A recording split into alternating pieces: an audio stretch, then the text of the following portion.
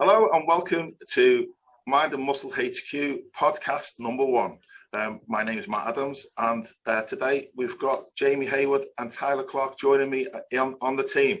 Hello. Hey everyone. Okay, so this is our first podcast, so you're going to have to bear with us if we fluff our words a little bit. But the plan for today is literally just to introduce ourselves and just talk about us a little bit before we get on to answering some questions. We've also got some exciting news to announce at the end of the podcast, which we'll get to then. So my name is Matt Adams, as you know. I've kind of been, I'm 50 this year, so I've been around for a little while, a bit of a dinosaur for probably some of you guys listening. During the war. I first started in the gym. It would have been about 1985, way before I would imagine even any of Jamie or Tyler were born. So I kind of got interested in fitness more through kind of, I suppose it's through two people in particular. So Arnold Schwarzenegger and Sylvester Stallone, watching them on the TV inspired me as a young boy to want to kind of go to the gym. And then from there, I kind of just got into bodybuilding pretty much for the last 30 years. I would say was that competitively, Matt? Like, was that competitively? No. So in 85, I was only 15 years old. So awesome. I started going to the gym and just training in the gym. And basically, I didn't know what I was doing. I just had an interest in it. I'd turn up, lift some dumbbells, probably done it all wrong. And then obviously at 15, I was still at school. I left school, went to university. I didn't do a sports degree. I'd done an environmental biology degree. But I still kept up sport. I was a football player for university, but I still done weight training and bodybuilding outside of that. And it wasn't until probably I'd left university, I was in early 20s, that I really started to get more and more into bodybuilding and trying to grow some muscle and take it a bit more serious. But it wasn't until I was in my 30s I really started taking it more seriously and getting into competitive bodybuilding. And then almost in my late 30s was where I really started to compete quite often. And like I said to you offline before we started this, I was competing every single year from the age of about 35 to, well, up until 2019, competing virtually every single year. I've competed nationally,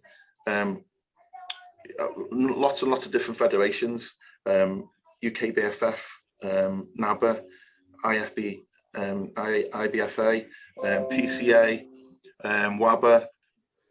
I've done all those nationally, but I also to do all of them as well, to find out what you like, what federation suits you best as well, isn't it?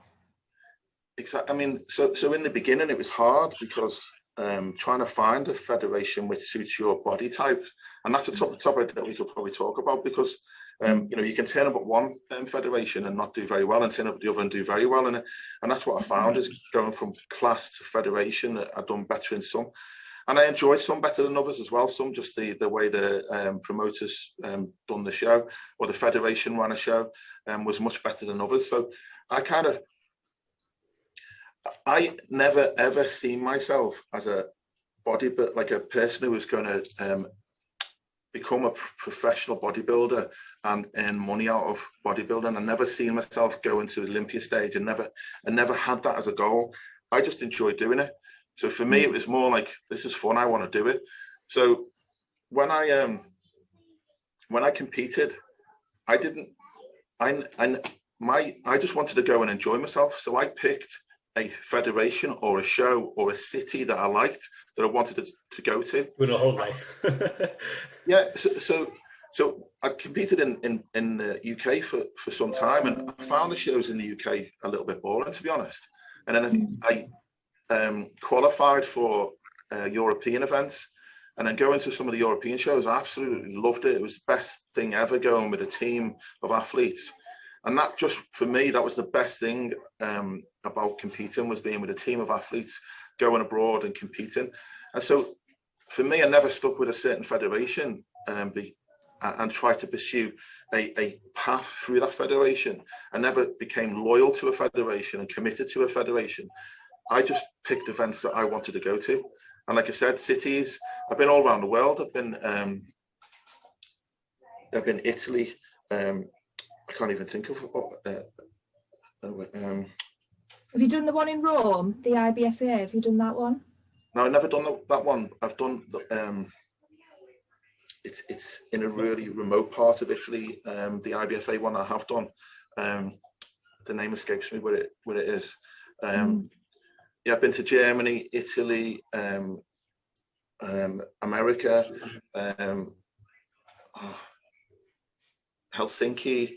Yeah, I've been loads of places, and for me that was it's that whole occasion. And sometimes I've been on my own. I've literally left the UK, travelled on my own, got there, and I've been the only British speaking person there.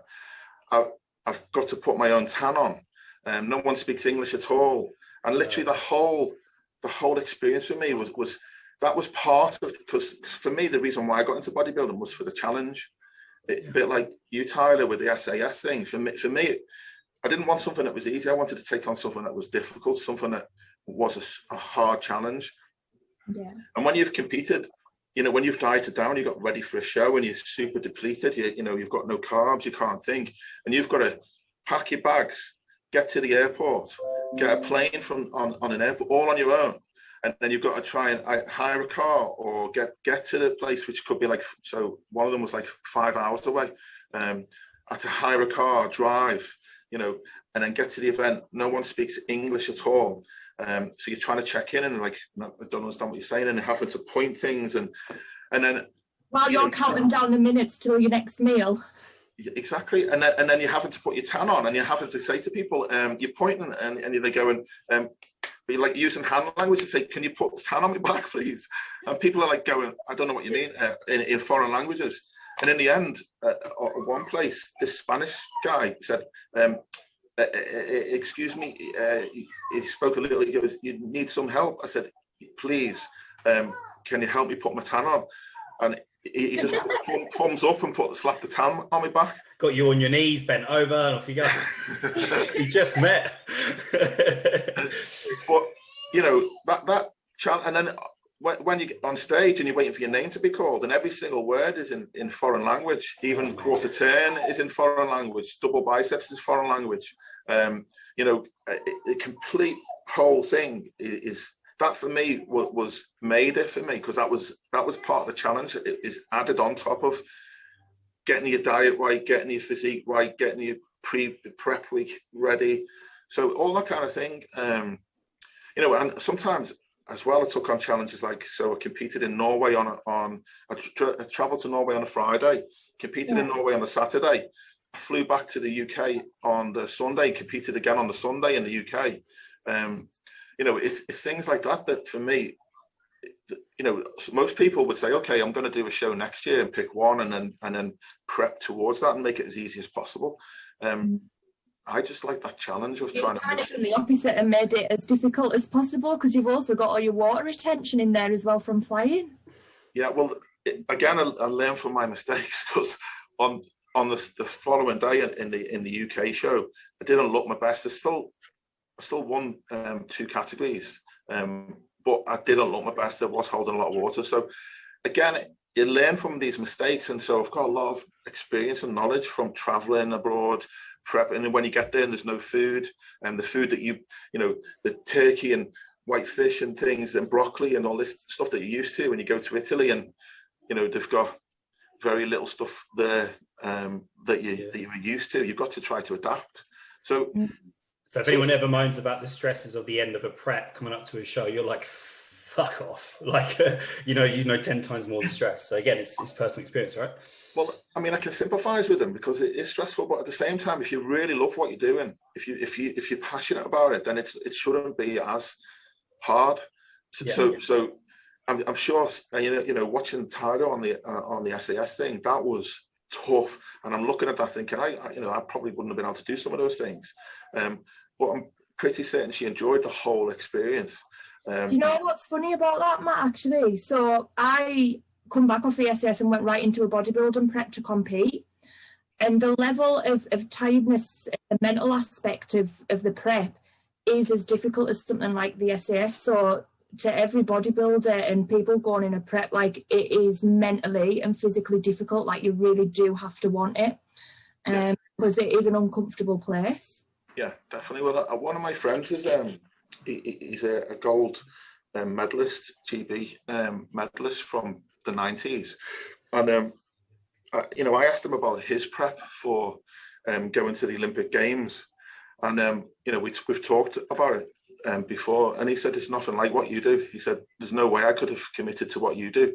He said, I was one of the best sprinters in the world, and his training was not as hard as what we do.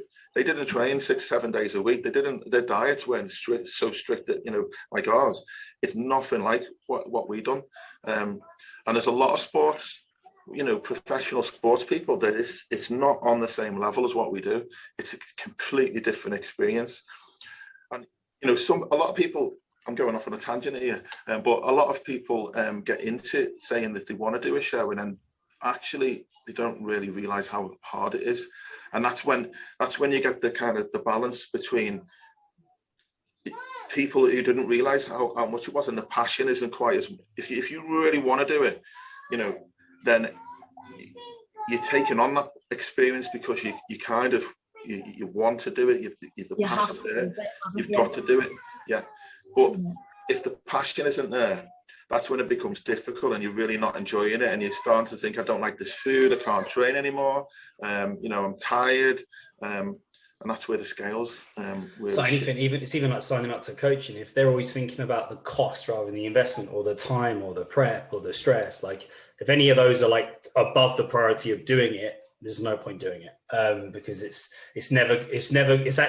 so one of the bodybuilders in Kings told me once, and again, it's one of those things where you do all that hard work for a trophy that's not really a trophy, and then you just go back to normal life after. So you have to be ready for that almost collapse after, right? Yeah, definitely. Yeah, it's a massive. So Matt, when did you get your pro card? Like, how long did that process take you? So I actually didn't get my pro card until 2019. So that was quite recent. And like I said, I never ever got into the sport to pursue a pro card. But what happened, just because of the selections, the shows that I picked, I was getting higher and qualifying higher, and it meant that it moved in that way. And when I went to America, again, I was going for the experience. I was going to see America. I'd never been to America before. I traveled on my own again. Luckily, Americans speak English, so that was easy. But again, I was going for the experience, and I really wasn't expecting to win at all. And when I went to America, the physiques were a different level for me. It was like I was looking at everyone thinking, I haven't got a chance. I literally haven't got a chance. They were all a lot bigger than me. But what the judges and the feedback, because I won my category, and then I went on to win the overall, and then obviously I won my pro card. And I was like literally gobsmacked, because I went into my category just thinking, I'm just going to enjoy this. I was buzzing. I was, happy. I was confident. Not confident I was going to win, just confident because I was enjoying myself, that I was up on stage with these guys, and I just loved it. And when they called my name, I thought they called third, second, and I was like, I was kind of just looking around thinking, I wonder who's got this. And then they called my name. I was like, what? I was like, no way. And the feedback from the judges was that, the other guys were bigger, but I had better proportion, and I was conditioned. And they said in that particular competition, it was my condition and balance that won overall. But so for me, it was really, really pleasing for me to do that, because I'd worked hard for that one. So that was actually in America where you won the pro card then? Yeah. Yeah, that's amazing. Unfortunately, after that though, I haven't competed since, and my health has actually gone spiraled downwards, and I've had a lot of health issues since then. Not through competing, just unfortunately, my hips. Both my hips are now arthritic, and I need both hips replacing.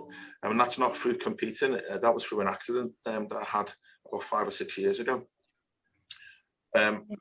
Which means that now I'm in a lot of pain every day, and I've had to adapt my training completely so that I can still keep a level of strength and muscle size in my legs. But the operation's coming soon, so Bionic Man will be here. Bionic Matt will be here. Iron Matt. We'll go with Iron Matt. Iron Matt, I like that. I like that one. Yeah, Iron Matt, it's a good one. That. And then I've had an issue with sleep apnea, which sounds relatively simple to fix, but my issue that I've got is the dangly thing at the back of your throat. It's called an uvula, and my uvula is overgrown. And the tongue at the back of my throat is relaxed, and I need an operation to fix mine. But unfortunately, the NHS don't do those operations. So I'm stuck in this loop of going round in circles to figure out what to do. And sleep apnea, Jamie might know some of the issues. I'm already looking into what you just said. As soon as you said it, I was looking it up now. Basically, it's obstructive sleep apnea, and most people have obstructive sleep apnea because they're overweight or the tongue is relaxed into the throat. And then the treatment for that is lose a little bit of weight, but to have a CPAP machine. I've got a CPAP machine, but it doesn't work for me because my uvula is long. The CPAP pushes air in. Well, I've got no problem with breathing in. It's when I breathe out, when my mouth is shut, it pushes the uvula up and blocks my nasal passage. So I start choking on a CPAP. And I stopped breathing. I think it was 60 times an hour. In my sleep was the it's 60 times an hour is the thing that they said. So anyway, I mean, what that does is it has a lot of severe. The longer it goes on, it has a lot of secondary outcomes, severe outcomes. Is it inflamed, or is it over? There's a difference between inflamed and overgrown. No, it's overgrown. It's overgrown. Okay. Yeah, it's grown. So it needs trimming. It actually needs reshaping. Wow. So ultimately, what's happened is I've got a secondary disease called polycythemia, which is high red blood cell count. And also all the other things that come with sleep apnea, lack of sleep, is tiredness and all associated negatives. So that really has played a massive part in my health and me being able to continue doing what I'm doing. And at the minute, the only thing I've got that helps me is I've got like a suction thing that attached to my tongue, and it pulls my tongue out my mouth. I have to sleep with that every night at the minute. So it literally pulls my tongue all the way out my mouth, so that I've got a better breathing hole, basically airway to breathe. Yeah. I'm going to look into that though, because I'm going to know if anyone in the mentorship have any experience of that, because there's got to be an immune system stimulus to that to some extent, surely. Sorry, you got my curiosity now. I didn't know that. Obstructive sleep apnea in the UK, we're becoming more and more aware of the quite a high percentage of the population do have sleep apnea, males and females now, and it's something that is one of the fastest growing health issues because of all the negative outcomes that comes with it, particularly in children as well, because it's got some really bad outcomes for younger children and teenagers and people who are at school and trying to learn. Anyway, I'm going off a rabbit hole. I'll cut it short. I'm getting to my hips are going to be fixed soon. I'm still at the gym. I'm still training. My return to stage is probably going to be 2022. So next year I'm aiming to get back on stage next year. I might not have had the sleep apnea resolved, but I would have a new iron hip. So I'll be ready to go and get back. You'll be in the bionic category. Matt, what's the recovery process? How long will it be until you can return, obviously, to training even? It's dependent on the individual and the healing process per individual basis. But speaking to a couple of my friends that have recently had them all, they're back up and walking around without a walking stick within 10 days. The gym goers, the people that go to the gym, they're training within, probably about 4 to 5 weeks, limited training, and then maybe about probably maximum of 12 weeks, I should be back to full strength and being able to grow. So luckily the operation as well doesn't damage any of the muscles, so it'll just be a case of just getting back in the gym and we should retain any muscle that I had previously, and then be able to grow from there. So it's all good news. Well, it will be. It will be, yeah. It will be.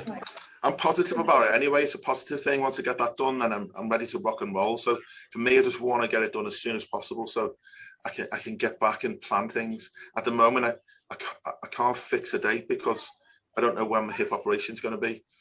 Once I know that date, then I can start planning. Yeah.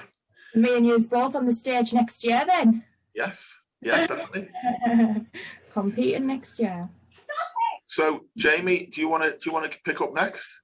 Yeah. So I'm Jamie Hayward, and basically, in a nutshell, where do you want me to start? So I was it's really weird when you talk about yourself, isn't it? I was a very overweight kid. I had never touched a dumbbell till I was at least 18, 19 years old. And then my diet was literally digestives for breakfast and processed food until then, and microwave stuff until the evening. But yeah, so no one in my family really done fitness or anything like that. I was recruited so I was HGV mechanics, a heavy goods mechanic, for 8 years. And then during then I picked up on the gym a little bit, did stuff while I was in my apprenticeship. And long story short, 8 years into there, absolutely hated my job. And then I got married to obviously my wife now, and she made the mistake of saying, I'll support you during our vows on any crazy idea. And then similar to Matt, I read the Arnie's Encyclopedia of Bodybuilding while I was on my honeymoon, and then something snapped and I was like, I want to do something to do with this with my life. And yeah, my wife had no idea that was coming. And then when we literally come home from the wedding, I was like, I'm changing careers. So our lives pretty much went like that, pretty much. And yeah, just literally went into it. I did the typical PT qualification. I was on podcasts. I was volunteering at gyms during obviously my shifts being a mechanic as well. And then yeah, straight as soon as I qualified, I just quit my job on the spot, even with a mortgage. That was pretty scary. And then went into it. And then I was always one of those people that no matter what I did, no matter what fad I followed, I could never make progress. I was always still holding body fat or whatever. And obviously back then I had no idea what the causes were. And yeah, extreme dieting, ketogenic diet, every single diet other than plant-based, I will be honest, I tried. And it actually got quite unhealthy at one point. And you start getting very obsessive with results, right? And then I got recruited into Canary Wharf pretty much after 4 months of qualifying, which was very lucky. I was there for a year, and that's where I learned the old school Poliquin methods, which were very extreme. And then I just went into biosignature, and I was taught about inflammation and gut health. And then from there, I was almost bit by half bodybuilding bug and half gut health and health bug. And then because of my own health issues, I just nosedived more into that area. And then just trying to balance the two. And this is why I always go on about like the health part of the health and fitness mindset.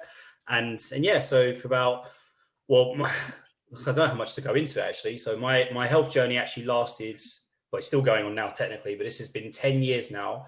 I was 9.5 years. I was trying to get lean enough for a photo shoot or even a competition, anything like that. Never worked. I've had very, very good mentors, very good coaches. If anyone on here knows the Muscle Mentors, I was coached by two of them, Luke and James. I was mentored by them as well, and for like a year each, to be fair as well. And even them head scratching, had no idea why. And Luke, when me and Luke tried once, I had one of those attitudes like Matt said, where I just want to do this now. So I went for it, went balls to the wall. I think I was on 1,500 calories with an hour's cardio a day, training 5 days a week. And it got so hard that I actually got jaundice, where you go yellow. And I actually developed really bad stomach pains, and I ignored it thinking it was extreme hunger. Kept ignoring it. And then my wife had to take me to hospital at like 3 a.m.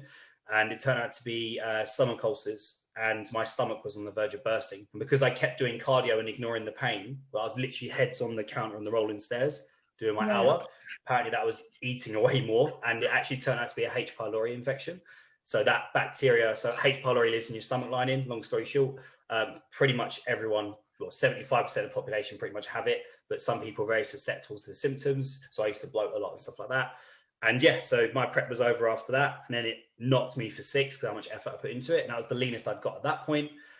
And yeah, so that journey just continued. And then out of nowhere, we moved. I now live obviously way away from that flat. And that flat was very damp. And anyone that has ever heard anything I talk about, my clients will know this as well. I speak about mold a lot, and a lot of people see me as a bit of a weirdo. So mold, basically, the block of flats I was in was poorly built, and it was very damp inside. And our neighbours didn't really care about their mold. Apparently, we had 2 neighbours. The second lot didn't really care because they're renting. And basically, mold is such a small microtoxins are so small they can travel through brick. So we were basically breathing in mold 24/7 for 6 years. And but it got to the point where I was breathing that in, driving to the gym, and I won't say the gym's name, but I was training at a gym that is a big old warehouse and mushrooms in the corner. So that had mold. And I was basically breathing in dampness everywhere I was going. And then when I moved here, obviously this place has got no mold. Dr. Dean, literally, and it sounds very dramatic, but it's actually very true. You can ask him. He actually saved my life. So he told me to get a mycotoxin test done. And by the way, up to that point, I'd spent 14 grand on functional practitioners, one blood test cost me £900, come back all clear. That was fun. 14 grand over the 9 years up to that point, or 8 years up to that point, to get to the answers. And I got told by I've got to be careful what I say here. I'm not a massive fan of how the NHS do things. I'll just leave it at that. But I got told that I was basically banned from my GP that I'm not allowed to talk about mold anymore because I kept pushing it. And the mast cell expert, because I had MCAS, mast cell activation syndrome, the mast cell expert in St. Thomas literally labeled me a nutcase, basically, that I was trying to chase perfection when it's not possible, and I have to accept the fact that I've got to take Nalcrum, which is a very strong antihistamine, for the rest of my life. But as soon as I challenged them and said, well, I'm now consulting with Brian Walsh, who's a functional practitioner, and anyone knows that name, he is a very famous doctor, functional wise, and she capped herself and went, well, the NHS is 10 years behind in research.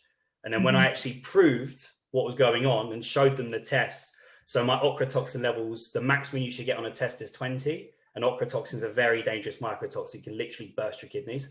Mine was 57, and the highest you can get is 20. So Dean was very surprised I didn't have kidney disease. He was very surprised and if I continued to ignore that, that could have gone really bad. And so what kind of symptoms were you getting? What was the mold doing to you? Like, was it stopping you progressing, like, to lose body fat? Like, what was going on? Yeah, so long story short, mold is probably, so mold and candida, if anyone's heard of like candida, I thought I had candida for years, and males can get candida, it's just not females because it's related to thrush.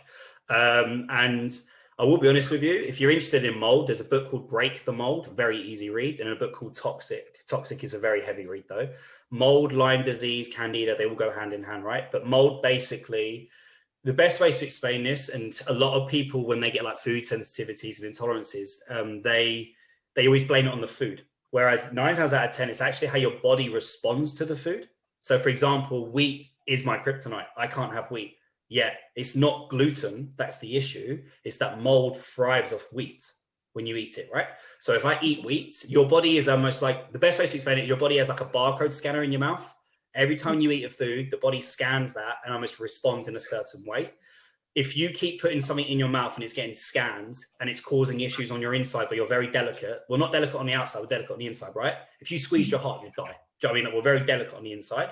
So if it keeps doing that and causing damage, the body will start to remember and your immune system will get more and more heightened to it. So all these foods, basically any carb that's fun, I'm not gonna lie to you, will feed mold. Mushroom-based stuff, mushrooms themselves. so many things feed mold, but then you've also got the really crippling factor is a lot of it will trigger histamine, which is an immune response. So basically, I reacted to every food under the planet.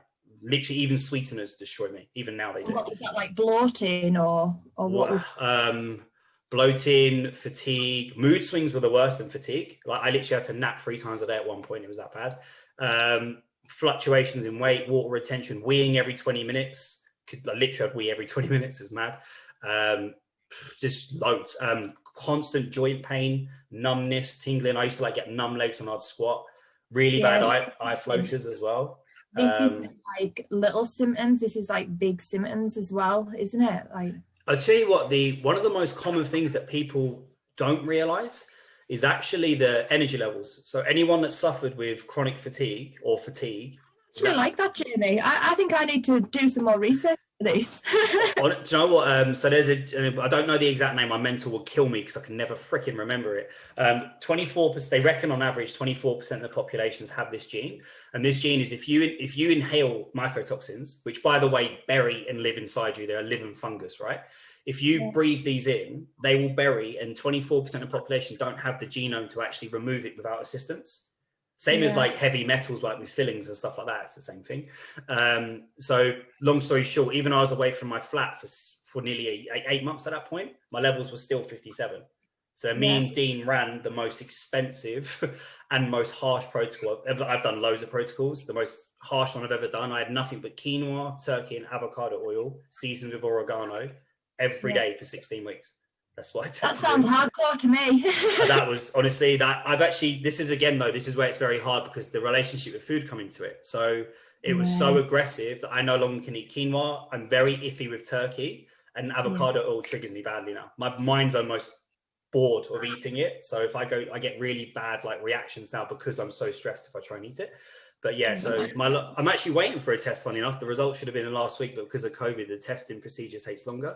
But the last time I had one, my levels were 14. So it's got from 57 down to 14. Wow, that's good, isn't it? Well, no, actually anything over 5 is still chronically high. So it's still quite, so that's how high my levels were, And so I'm now looking into it. It's actually caused, and I spoke to you guys about it as well, lymphatic issues, hence my water retention. So I'm one of those people where I could literally have a burger on a barbecue and I'll gain 1 kilo the next day, and I'll get very swollen around my hips and my chest very easily. So for me to prep for a show like you guys do, it would be unbearable. That's why I've not bothered. Like, again, it wouldn't be impossible. It'd be ridiculously strict, and I'd have to drain water out to me, like nuke myself with dandelion root, saunas like every day, stuff like that. So long story short, I carried on with that journey. So that's a massive rabbit hole I'm trying not to go down because that'll go on forever. And then last year, me and Dean did that prep. The first prep was screwed up because of COVID. Second prep we did. I wasn't as lean, which I'm a bit pissed about. But anyone seen my transformation, that second bit of the prep is the photo shoot I did last year. So that was officially the first one I'd ever been able to do. And then from there, it's just pretty much carrying on. But yeah, that's pretty much me as a T. So as I'm sure anyone can get now, I'm now studying functional medicine, and I'm part of the Cantor Institute, which is Jake Carter. And I'm now studying the crap out of blood work, functional medicine. And I'm one of those people where I help people identify intolerances during my coaching practice, but I've never been able to actually get to the root cause. It's just telling that person, right, gluten, dairy, soy, whatever doesn't agree with you, we're gonna have to avoid it. Rather than having that mindset, I now want to try and actually help people find the root cause, right? It's a very specific niche. But one really good example, and the lady is probably listening right now, and I won't say her name, obviously. One of my most recent wins by doing this is one of my clients had very similar reactions to me, bless her. And she's also in the moldy environment currently. And we ran a protocol because we suspected through her blood work and our basophil readings and monocytes were high and stuff like that, that she had very high levels of inflammation and possibly gut permeability and possibly a parasite. So we ran a protocol, and let's just say it fell out. I will leave it at that. And since then, the majority of her food intolerances have disappeared. And her heart rate was always in the 40s, but HRV was like in the 40s as well. Since then, and as she went away on holiday, it shot up to the 70s. Soon as we called it Colin because it was a dick name for her. Now most of her intolerances have disappeared, and now we're just trying to conquer the stress balance of it. But that's literally how powerful this can be. Like, she used to react to a bit of mayonnaise and tomato. now she can have those things and have steak and chips, and it's how life-changing this stuff can be, you know. That's life-changing. But yeah, so hopefully that tells you enough about me. But I just wanted to quickly say, you know, you mentioned about children's sleep. My son was obviously in the moldy flat with me. I'm waiting for him to become old enough so I can look into his health, because he's obviously my son, so he's going to have health issues. And he actually was raised, and he was conceived, raised, carried in that flat. He had a post-nasal drip for about a year. Every night for a year, he woke up choking on phlegm every night. They shaved his adenoids, which I'm now very pissed that they did.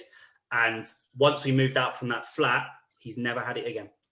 And so he had mold post-nasal drip from it. And he had, I asked in the NHS to prick him for it, but their finger prick test does not work, because I came back all the time clear on that.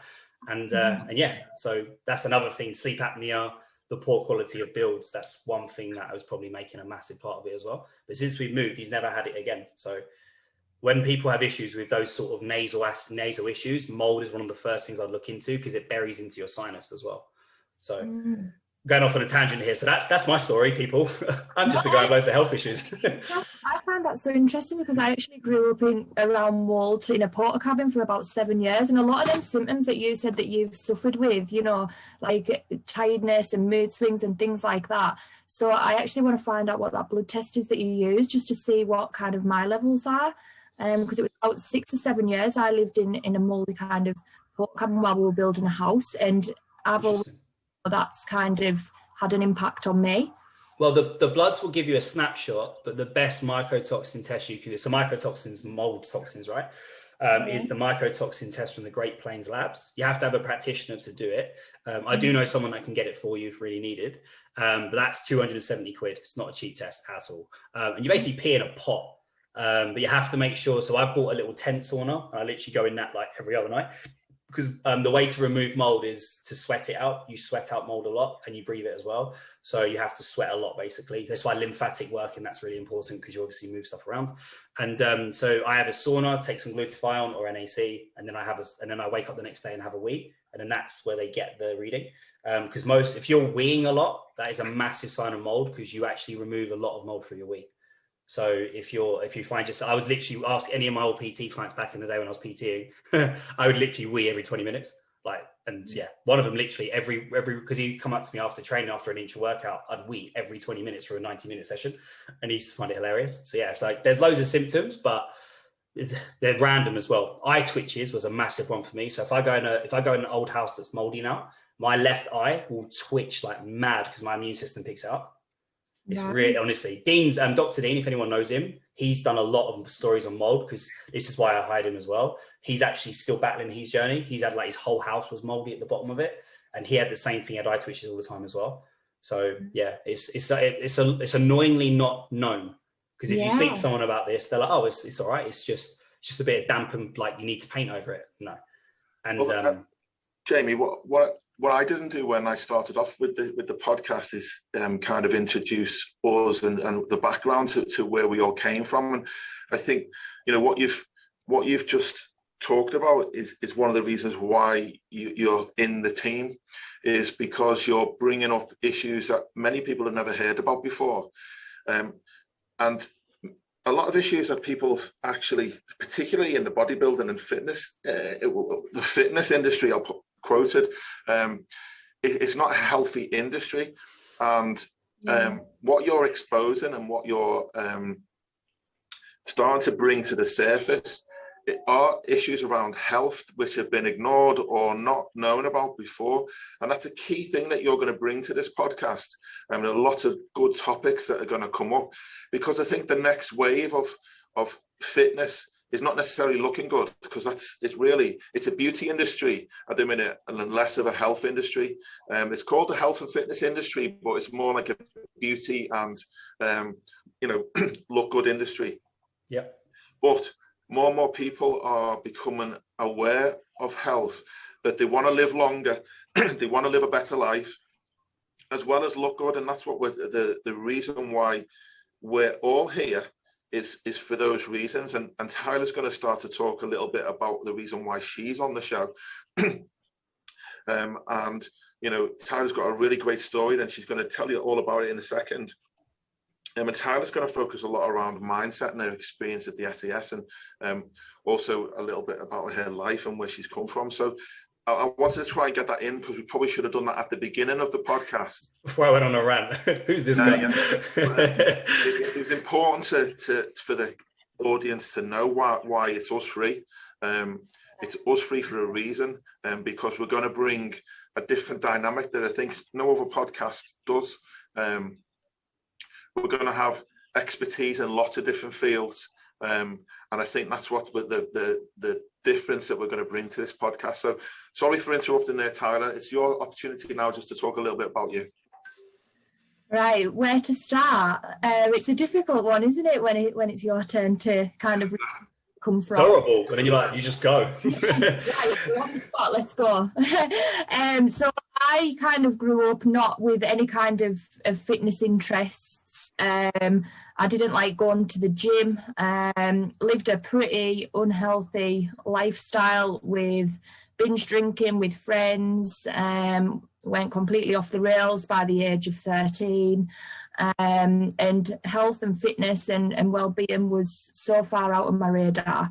And that probably went on until I was around 18, 19, to the point where I got sent for a diabetes test because I was so far overweight. So I kind of went from a size 8 up to a size 16 to 18 over a couple of years. So I was living a really unhealthy lifestyle and putting my health at risk, which came through when I went for the diabetes test, because I was almost blind to even seeing it happening, which was the scary part about it. Even though I kind of knew I was going in for bigger clothes and I knew I was putting weight on, I turned almost a blind eye to it, which was quite a scary thought, really. And it took me actually seeing a photograph of myself at 16 stone to actually realise how much I'd let myself go, because it didn't look like me on a photograph. So as soon as, and I think it's important to have a big moment like that, because without a moment where something clicks and you realise how far you've let yourself go, you never really realise it. So I needed that to kind of wake me up. And at that point, I had a massive turning point in, I needed to make a change. So I started going to the gym. That was obviously the first point of call. I knew I would need to get some kind of fitness levels in there. But if I'm being honest, I hated the gym at that point. Like, the thought of going to a gym was just not something that I wanted to do. But I'd done it anyway. So started off maybe 2-3 sessions each week, seen a little bit of improvements, started a few different diets and managed to start working my weight down, which took me around 3 years to get back to a healthy level of body fat levels and fitness. So I went back down from a size 16 to 18 to a 10 to 12. And at that point, I can remember seeing this woman. So this is where I found my bodybuilding. And there was this woman standing in the gym and she was doing these pull-ups and she had like the biggest kind of, she just looked strong. She looked like a strong woman. And I was like, that looks pretty awesome to me. She was defined and I was like, I want to look like that. And that night, I do have quite an obsessive kind of personality, which suits bodybuilding for me really well. And I went home that night, researched the closest bodybuilding gym and signed up to my local bodybuilding gym. And I walked in and said, I want to compete at stage this year. And I got a bit of a funny look off the person behind the till, like, shit, you do know you've got a long way to go with this. Like, you do know what commitment you need to have. And I was like, I don't care, whatever I need to do, like, I will do that. I want to compete this year. Bearing in mind, I'd only given birth 6 months before that as well. So you can imagine, you know, how I was looking, especially not coming from a big weight training background. But the commitment was there, the decision was made. And fitness had kind of changed my life so much by that point. I wanted to see how much further I could take it. And from that kind of day onwards, my passion for kind of fitness and bodybuilding has just grew and grew and grew. So that's from 2016, and I've not looked back since. It's an interesting sport because you learn something new every single day. You learn something, and that could be within training, within yourself, nutrition protocols. There's just so much information out there, so many athletes that you can learn off, and I'm almost like a sponge taking in useful bits and maybe the bits of shit that that maybe doesn't work. So yeah, I've been competing for 3.5 years now. Competed at my first pro qualifier this year. And I also had quite a big experience in the lockdown last year that I'll tell you about. This is my biggest really mental and physical test that I've ever done. I was one of the recruits on SAS Who Dares Wins. And that for me was, I knew I wanted to do it because for the last 2 years they've allowed women to be recruits on there, because they never let females actually take part in the SAS. So it's quite a new concept of having women in there. And as soon as I've seen that, I've always watched the SAS religiously every single year. And I've seen them women, I was like, I need to do this. Like, this is the next point of call for me. And I applied in the lockdown, and I actually managed to get on the show. So I forgot to mention, actually, I've struggled a lot from growing up with mental health issues. You know, there's so much that's went on, from depression, psychosis, postnatal psychosis, anxiety, personality disorder, all kinds of different diagnoses. Anyway, to the point now where I refuse to have any kind of label like that. But we can talk about that, you know, if we need to further on. But the SAS for me was one of them challenges where I just really needed to find out my limitation, I think. Find out, you know, who I am, be stripped down to almost the bare minimum of human being, get rid of all distractions and focus on, you know, what mentally am I capable of, because that's always been such a huge doubt in my life, to the point where I tried to commit suicide twice growing up. So for me, mental strength has always been a major issue.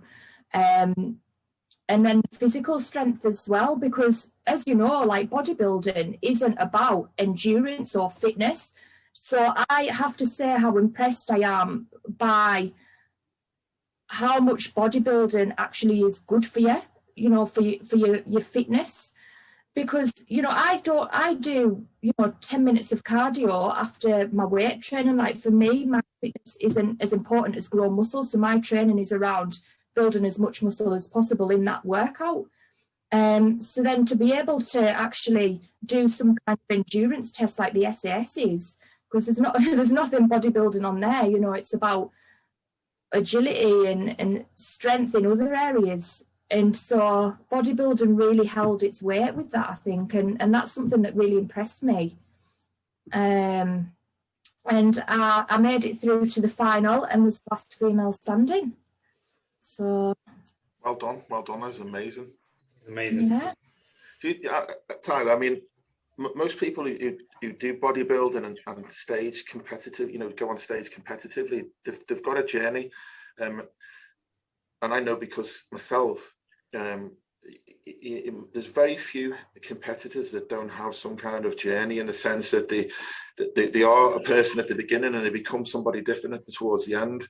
That's a journey that you travel through, not just visually. It's a journey that you travel through mentally.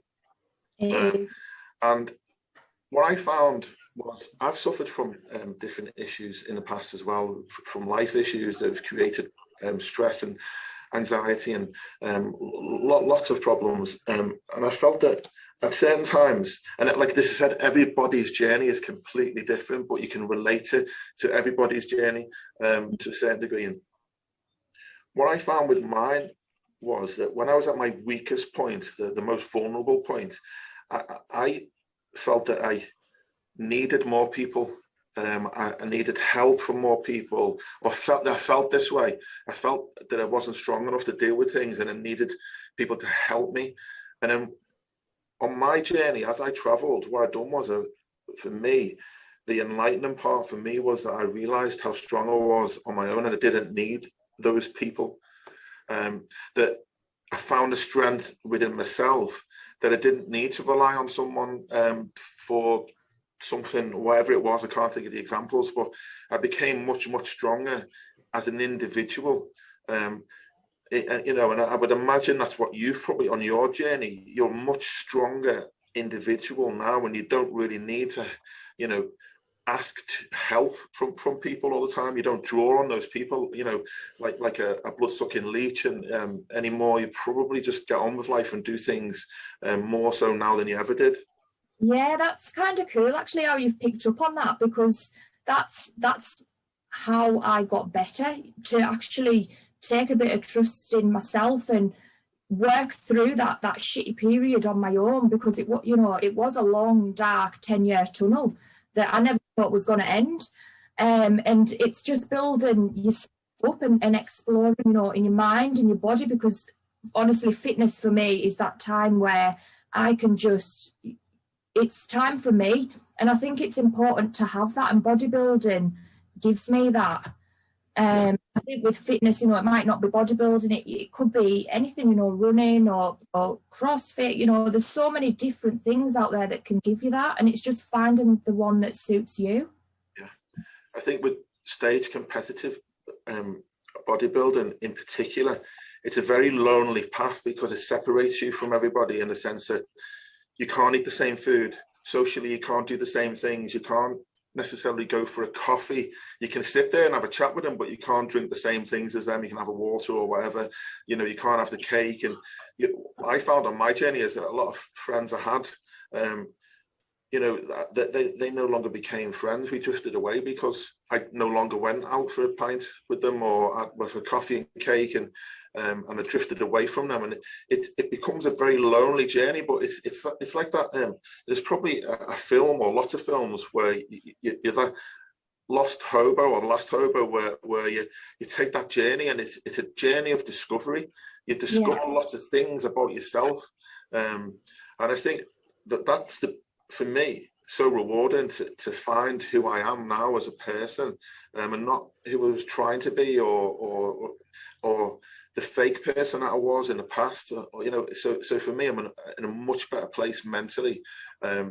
It's almost true to the bone. Like you strip all of your comforts out almost, don't you, with bodybuilding, and you're back to you're in the grind.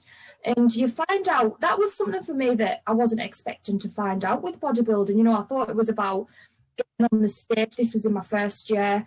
But the journey from day one to now, that journey of like self-discovery and finding out what you're about and your strengths, your weaknesses, it's amazing. It really is. There isn't a word for it, to be honest, because it's not even a journey. It's more than that. It is. I know exactly what you're saying, because we've both been on the same we've both been there in the same place. So and the reason why you're here is because of that journey. You're still traveling that journey. It's not easy for you in any way. You know, you've got 2 kids, haven't you, that you're bringing up, you know. Yeah, I've got 2 boys. Yeah. You know, it's still tough, and you're managing to do all this. You're managing to do the SAS. You're still going to compete, looking after the boys. You know, and that's incredible. That shows us such an amount of strength. And you know, I want people to look at you and look at you as a what's the word? I'm the alpha female, Matt. Come on.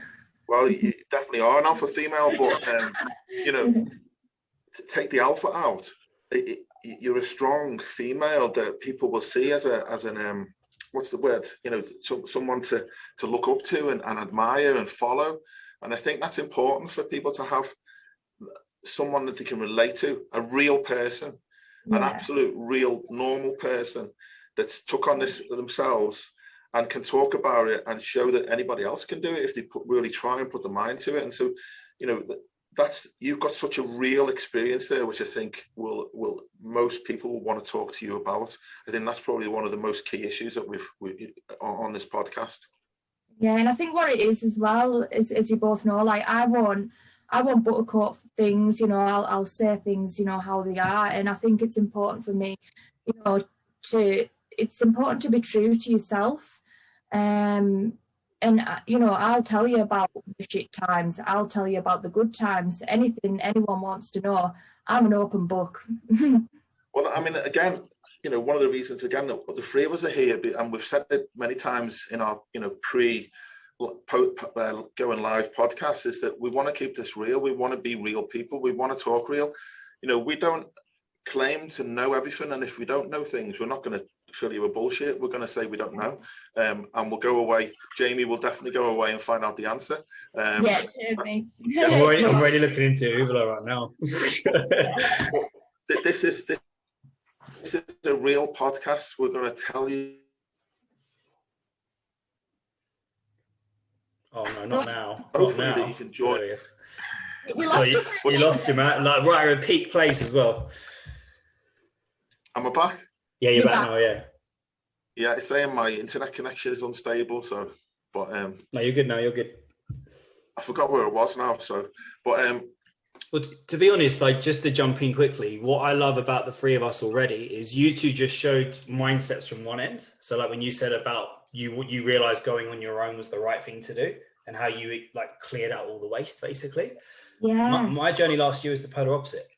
So I've always been someone that thought they had to do everything by themselves. And again, not playing my little violin here, but I was raised by my mum alone, single parent. So I've always thought a man should do everything by himself. Last year, suicidal depression, about just putting it very, very blunt. And the funny thing is, I was actually the most successful in terms of business I'd ever been. And very, very successful. I won't go into my thingies, but I was actually overworked massively because I started a new thing. And most fun I've ever had, yet most depressed I'd ever been. And if it wasn't for my son, I wouldn't be here right now. He was underneath my floor of my build, the room I was in at the time. Let's just say I wouldn't be here right now if he wasn't in that room, basically. And that actually woke me up. And for the first time ever, I reached out for help. So I did the opposite of what you two just said. So those people that always think they need to do it by themselves, I hired an NLP coach, which become a very good friend. Her name's Zainat. I highly recommend her to anyone that's in like the Kent area. Zainat Nirani. NLP coach. I had Dean who was helping me, and my family really come together. And now I'm actually the opposite now, where if I have an issue now, I will always express it and not think I should do it by myself. So when you guys were saying that, it's amazing how we've got every angle. Like you just said, we've got mindset, fitness and health. And now we've got both mindsets as well. And when you were saying it, I was like, this is mad how like we've just, and by the way, Matt's told our backgrounds and what we're here for. Matt's also here for a reason. Matt's also the reason we are all here. He reached out to both of us. And me and Matt only spoke about the kit that's behind me here. And during lockdown, I was trying to buy a gym and I saw Matt's and was like, hey mate, I've never spoke to you before, but can I get this? And Matt was very, very kind to help. And me and Taylor, I know I do, I'm sure Taylor does too. I look up to him very much, his story, his journey, and the expertise and the experience he has in his own field is very, very, very out there compared to most coaches out there, like you've actually been there, you've done it. And like you said off air, we were discussing 14 shows in 1 year. I did one prep in 1 year and I pissed and moaned the entire time. So I've got, do you see what I mean? So the idea here is you've also got a massive part of this to play, and you're almost like you brought this together. So whatever, from here on, whatever Mind Muscle HQ does, Matt is the root of it because you brought this together. So I don't want you just saying what me and Taylor can do. You can obviously, you can do yourself as well. So yeah. Appreciate that. But from this day forward, it's the three of us. Yeah. But you were the root, we're just the tree. No. Yeah, there you go. There's an analogy for you, plant-based analogy. Look at me go. Well, I mean, now the audience has got a little insight into us. there's a vast amount of topics that we can, talk about. And so anybody listening today, if we've touched any topics or issues or things that are close to you that you want us to bring up and chat about, even if we don't know the answer, like I said, we can talk amongst ourselves and generate discussion, which is often a good thing to do as well. So happy for us to do that. So guys, if you do have any questions, specific questions you want to ask us, then fire them away, or any big topics that you want us to talk about and have a discussion about, because I'm certain that we're all going to have different viewpoints, and I'm certain that at some point we're even going to have disagreements about topics as well, which again is a good discussion to have. I love a debate. It's like, life's not life without a debate. Exactly. So I would say we're close to the end here. We probably need, I don't know how long we've been going for. I don't know. But yeah, it's not recorded. It doesn't say how long. But anyway, I think what we should do is announce our, brilliant news coming up. If you're not already following us on Instagram, we've just set up a new Instagram account, and it's @MuscleMindHQ, all one word. And we've really lucky. We've managed to get a stand at the FitX Expo in Liverpool on the 7th and 8th of August in Liverpool. So myself, Jamie and Tyler are all going to be there at a stand, and we're going to be able to meet you and talk to you and discuss any topics you want to talk, have selfies with you if you want. I'm sure most people are going to want to come and see Tyler and not me and Jamie. I'll be sitting there. We'll stand in the background and we'll smile and wave. We'll just be one of those. Yeah, we'll do some photo bombs on Tyler's. Everyone's coming to see Tyler pictures. Right, you're getting pushed to the forward. You're not putting all this on there. We're also very lucky to have our own photographer and videographer following us that weekend. Liz Black, she's going to be with us the whole weekend. We're going to be going to a gym on the Friday, and we're going to be recording a video, a training session there. So that's going to be great to capture that all three together training. And I've coincidentally timed this at the end of a 4-week diet as well, which I'm very happy about. Yeah, and on our next podcast, I think what we'd like to do is cover some. We have got a few questions, but I think what we'll do is we'll pick them up next time. And we've talked enough today. We'll pick all those questions that you fired to us already, and we will pick those up on the next podcast. And we'll also pick up any new questions that come along. And we also want to find out about an update from Jamie on this diet as well. So where will he be in next week? So yeah, it'll be interesting to find out what's happened in a week from now. Well, I'm already 4 kilos down since last Sunday. Not this Sunday gone, the Sunday before that. So I was 99.6 or 7, and So next week, if we, Jamie, if you don't mind, if we just start off with an update, but you talk about specifically what it is that you're doing, and a little bit more about what this diet protocol that you're doing, and get people interested in what it is you're doing, what you're trying to achieve, the timelines, etc., and the results so far. I think that'll be interesting for people to listen to. Yeah, I should be over the 5 kilo mark by then. Well, hopefully, if I'm hitting the time. So I'm aiming to do 10 kilos in 4 weeks. Well, around 10 kilos in 4 weeks. So it might be just under. This is a diet that you haven't tried before. This is you as test pilot, right? Yeah, I as a health practitioner, whatever you want to call me, coach that likes health, there you go. I will never do anything until I do it on myself first. So I like to teach. I'm a big believer in educating clients, so I don't ever recommend something unless I've freaking done it. The only thing, unfortunately, I can't test is menstrual cycle stuff, so I have to go with the books on those ones. But yeah, so I'm looking into lymphatic systems and the wastegate system of the body. I will not go into a tangent here because it'll go on forever. Yeah, you might have got yourself a new guinea pig for the female. I know. I do like the I can see her face. Put it this way, I'm on 75 grams of carbs a day because, and by the way, before anyone runs to the low carb life, I'm doing that purely because of mold and candida. They both feed on carbs. So I'm on 75 grams of carbs a day. It's fun as hell. And yeah, so basically I'm running that. And at the moment I'm losing 0.3 kilo a day. But that involves lowered training volume, steps, health protocols, saunas, lymphatic massages, rebound work, and direct neurological stuff with my coach Martin as well. So there's a lot to it, but the one thing I want to make sure is this doesn't come across like a faddy thing. Like I've already nailed the dieting macro side of things first, and then I've added all the sexy stuff on top of it, basically. So as we know, obviously that's king. So, but yeah, so already 4 kilos down since last Sunday, and it's going well. It's just it's a bit draining, but other than that, we'll go. So we're going to have an update on that next week, Jamie. Yeah. Yeah. So like I said, hopefully I'm hoping, freaking hell, I want to be under I want to be under 90 before we go to the Fit Expo. Yeah. So that'll be 9 kilos already if I am. So we'll see. And just for all the listeners, where can they find the podcast? So where can we subscribe? So we're going to have it on Instagram, and it's going to be on Podomatic, but the link, I don't know what the link is yet until it's something like the www.podomatic/musclemindhq. But I'll know all that once I've mind muscle, Matt. Yeah, mind muscle. What did I say? You said muscle mind. Right. Yeah. Mind muscle HQ. He's only a co-founder. People, don't worry about it. Don't you do our business cards, will you? Jeez. It'll all be announced anyway officially on the IG thing. So by the time listeners are listening to this, it'll be in my link tree as well. I'll make sure it's in my link tree and stuff. Yeah. We'll be good to go. Is there anything else you want to cover before we finish? No. I'm with my end. No. I'm good.